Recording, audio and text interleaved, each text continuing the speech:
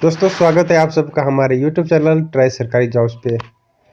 दोस्तों 12वीं पास के लिए बेहतरीन मौका आया है स्टेनोग्राफर पद के लिए बिहार में। टोटल 129 पद खाली है और इसके लिए 29 मार्च तक आवेदन की जा सकती है। और इसके जो ऑफिशियल वेबसाइट है वो इस प्रकार है patnahighcourt.gov.in है।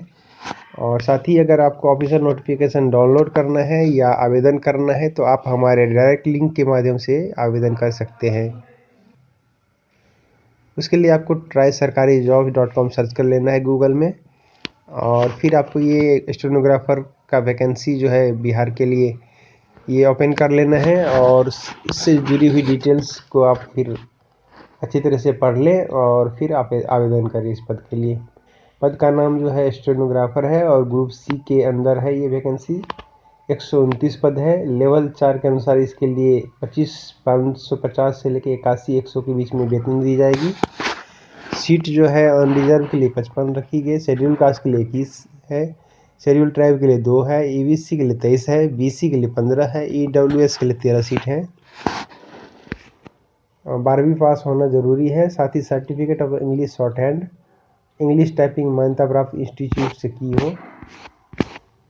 डिप्लोमा या सर्टिफिकेट कोर्स कंप्यूटर एप्लीकेशन कम से कम 6 महीना का कोर्स किए हो। अंग्रेजी शॉर्ट हैंड का स्पीड जो है 80 शब्द पर मिनट होना चाहिए। अंग्रेजी टाइपिंग स्पीड 40 शब्द पर मिनट होना चाहिए। आयु सीमा जो है 1 जनवरी 2022 को 18 वर्ष से लेकर 37 वर्ष पुरुष के लिए रखी गई है और 18 वर्ष से लेकर 40 वर्ष महिला के लिए रखी गई है। फॉर्म फीस जो है अनरिजर्व, बीसी, ईबीसी, ईडब्ल्यूएस के लिए 1000 रुपये है और schedule caste, schedule tribe, wax के लिए 500 रुपये रखी गई है। फॉर्म फी जो है ऑनलाइन डेबिट क्रेडिट कार्ड और नेट बैंकिंग के द्वारा आप जमा कर सकते हैं। फी भरने की अंतिम तिथि 31 मार्च रखी गई है और फॉर्म जमा करने की तिथि 29 मार्च है। सरकारी जॉब.com पर जब आएंगे तो आप नीचे स्क्रॉल डाउन करके विज्ञापन पढ़े पे आ जाना है और इसको क्लिक करके आप ऑफिशियल नोटिफिकेशन को इस तरह से ओपन कर लें और इसके अंदर जितने भी कंडीशन दी है उसको ज़रा बारीकी से अच्छी तरह से पढ़ लें आवेदन से पहले, फिर आप 29 मार्च तक आवेदन कर लें।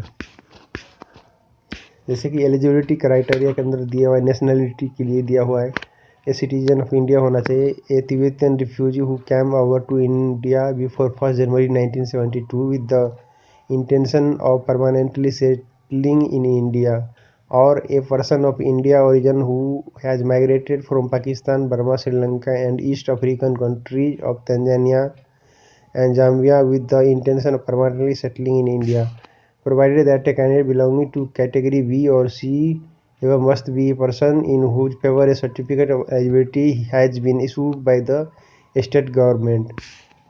Provided also that if a candidate belongs to category C, no certificate of eligibility will be issued for a period of more than 1 year and such a candidate can be retained in service after a period of 1 year only if he has acquired Indian citizenship.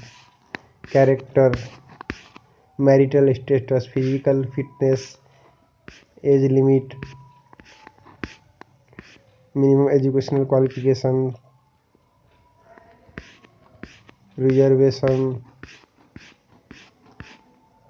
mode of selection, written test or interview, minimum qualifying standard, 40% in objective written test, 85% accuracy in English shorthand typing, 90% accuracy in English typing, 30% in interview. Syllabus and scheme of examination: English language and grammar, basic computer science. Examination फी की details पहले ही बता दी गई है। Centre of examination Patna, Muzaffarpur, Purnia. Procedure for appointment, तो इन सारे details को जैसे general instruction सबको बारीकी से अच्छी तरह से पढ़ लें और उसके बाद आप 29 मार्च तक इस पद के लिए आवेदन करें। धन्यवाद इस वीडियो को देखने के लिए।